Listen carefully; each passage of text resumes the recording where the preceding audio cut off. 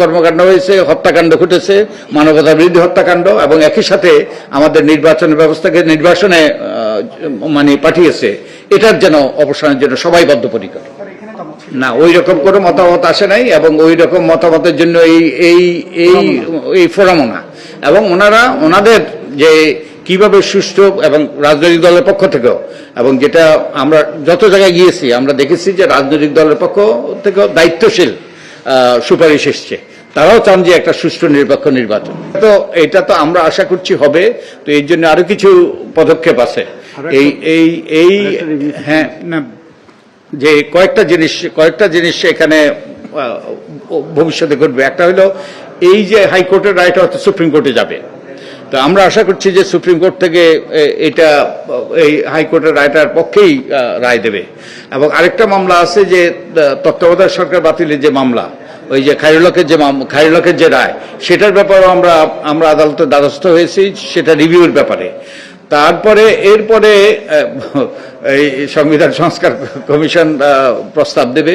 এবং আমার জানা মতে যে আলটিমেটলি ওই শেষ পর্যন্ত এগুলো সংবিধানে অন্তর্ভুক্ত করতে হলে একটা এই যে সংসদে একটা বিল উত্থাপন করতে হবে, এবং ওই বিল উত্থাপন করে সেটা সেই বিলটা পাস করার পরে সংবিধানে অন্তর্ভুক্ত হবে। তো এটা আরো প্রক্রিয়া বাকি আছে।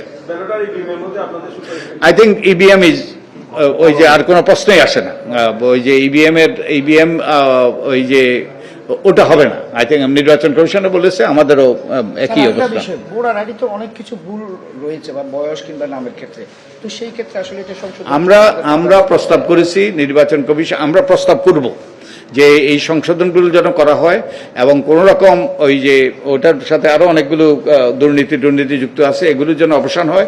এবং আমরা নির্বাচন কমিশনের সাথে একটা সভা করেছি, আমাদের পুরো কমিশন নির্বাচন কমিশনের সাথে আমরা সুস্পষ্টভাবে বলেছি যে ভোটার আইডির ব্যাপারে, এনআইডির ব্যাপারে, প্রবাসীদের ভোটাধিকার, এগুলো অনেকগুলো আমরা যে সকল বিষয়গুলো নিয়ে অংশীজনের সাথে কথা বলছি, এগুলো আমরা তুলে ধরেছি। এবং এই ন্যাশনাল আইডির কথা জোরালোভাবে আমরা বলেছি।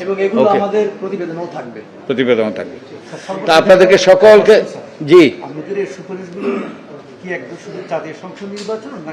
সব নির্বাচন, জাতীয়, স্থানীয়, আপার হাউস, লোয়ার হাউস, সব নির্বাচন মানে এই কমিশনের আওতাভুক্ত।